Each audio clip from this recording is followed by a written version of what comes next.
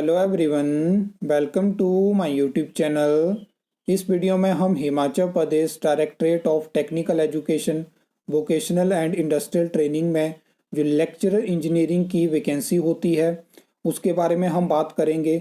और काफ़ी टाइम से इसके रिगार्डिंग आप अपडेट मांग रहे थे कि हमें इसकी जानकारी दीजिए, क्योंकि काफ़ी टाइम हो गया। लगभग मुझे जैसे जितनी याद है 2020 में लास्ट टाइम पे हमें पब्लिक सर्विस कमीशन शिमला के माध्यम से रिक्रूटमेंट देखने को मिली थी। और यहाँ पे सबसे पहले आप देख लीजिए कि लेक्चरर इंजीनियरिंग में ये रिक्रूटमेंट होती है सिविल इंजीनियरिंग की, मैकेनिकल इंजीनियरिंग की, इलेक्ट्रिकल इंजीनियरिंग की, ऑटोमोबाइल इंजीनियरिंग की, इलेक्ट्रॉनिक्स एंड कम्युनिकेशन और इंस्ट्रूमेंटेशन इंजीनियरिंग की। ठीक है। इसके अलावा मैंने आपको बता दिया कि पब्लिक सर्विस कमीशन शिमला के माध्यम से रिक्रूटमेंट होती है। लेटेस्ट ये बिल्कुल जानकारी है। अगर हम सैंक्शन स्ट्रेंथ की बात करें तो 237 की है, जिसमें कि इस टाइम पे अगर हम बात करें तो 66 पोस्ट वेकेंट है। और ये जो 66 पोस्ट वेकेंट है इसमें सिर्फ एक पोस्ट है जो कि प्रमोशन के माध्यम से फिल होगी, और वो है लेक्चरर कंप्यूटर इंजीनियरिंग की, और ये फिलअप होगी कंप्यूटर असिस्टेंट से। इसके अलावा जो 65 वैकेंसी है ये टेस्ट के माध्यम से यहाँ पे रिक्रूटमेंट होगी। और जब भी मैं हिमाचल प्रदेश में इस टाइम पे टेक्निकल पोस्ट की बात करता हूँ तो मैं लगातार आपको समझाता हूँ कि एक चीज़ है कि चाहे आप किसी भी डिपार्टमेंट, बोर्ड, कॉरपोरेशन का एग्जाम्पल ले लो, तो वहाँ पे आपने देखा होगा कि पिछले कुछ सालों में आपको टेक्निकल पोस्ट, चाहे वो एई की हो, जेई की हो, कोई भी टेक्निकल पोस्ट हो, उस हिसाब से देखने को नहीं मिली है। तो आपके दिमाग में एक चीज़ तो मतलब आपको एक थॉट तो ज़रूर आया होगा कि तो डिपार्टमेंट में काम किस तरह से चला हुआ है।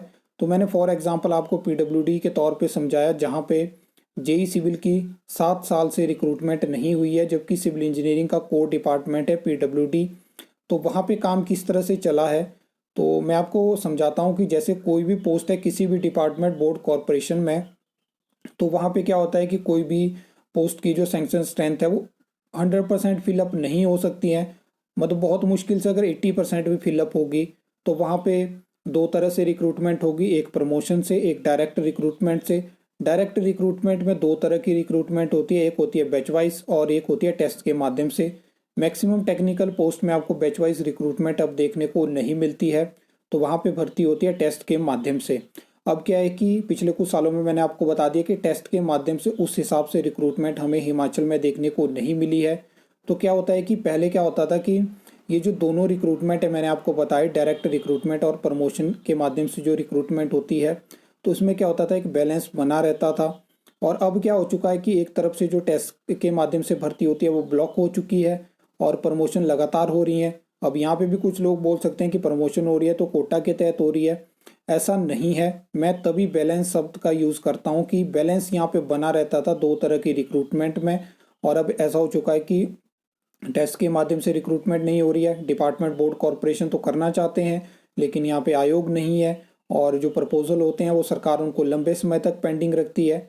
तो यहाँ पे 65 वैकेंसी में जहाँ तक मुझे जानकारी है सिर्फ 10 पोस्टें हैं जो कि प्रोसेस में है, और वही आपको एडवर्टाइज होती हुई कुछ टाइम में देखने को मिलेगी। अब एक चीज़ मैं और आपको बता देता हूँ कि कोशिश करूँगा यहाँ पे बता पाऊँ कि किस किस यहाँ पे जैसे सिविल इंजीनियरिंग की कितनी है, मैकेनिकल की, तो अगली बार आपको ये डिटेल देखने को मिल सकती है।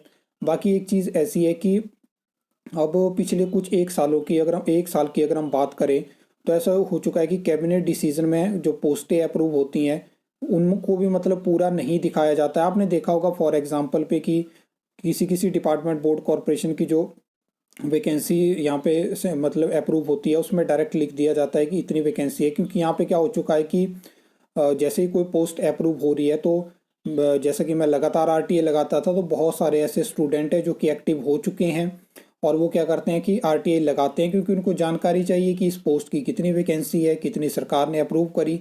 तो उस चक्कर में कुछ डिटेल शेयर नहीं करी जाती है। अब इसके बारे में देखेंगे। और कितनी यहाँ पे वैकेंसी आपको देखने को मिलती है। 10 पोस्ट मैंने आपको बता दिया कि अंडर प्रोसेस हैं। अब हो सकता है कि वो लेक्चर इंजीनियरिंग की हो, इसके बारे में पूरी जानकारी फिलहाल नहीं है। और बाकी इसके अलावा कोई आपका क्वेश्चन है तो आप पूछ सकते हो। आई होप आपको ये वीडियो अच्छी लगी होगी, इन्फॉर्मेटिव लगी होगी। तो वीडियो को लाइक, कमेंट, शेयर कर सकते हो। चैनल को सब्सक्राइब कर सकते हो फर्दर न्यू अपडेट्स के लिए।